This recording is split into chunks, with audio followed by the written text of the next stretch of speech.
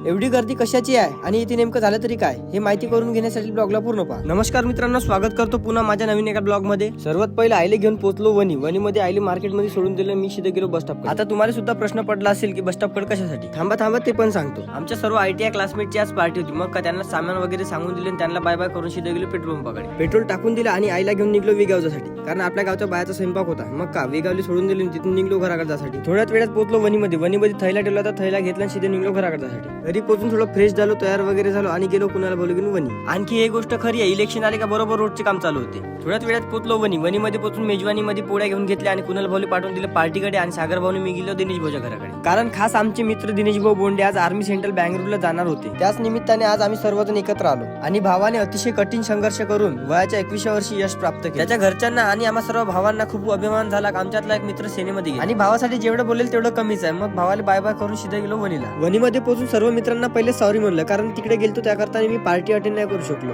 मग सर्वांना bye bye करून निघलो घराकडे जावासाठी। आणि आजचा दिवस खूप भारी गेला मित्रांनो, 300 रुपये तर गेलते, पण कोंबडं पण नाही खायला भेटलं। झालं ते झालं, जाऊ दे। आणि हो, हा ब्लॉग 2 दिवस आधीचा आहे बरं का, कारण एडिट करायला टाइम नव्हता मिळाला।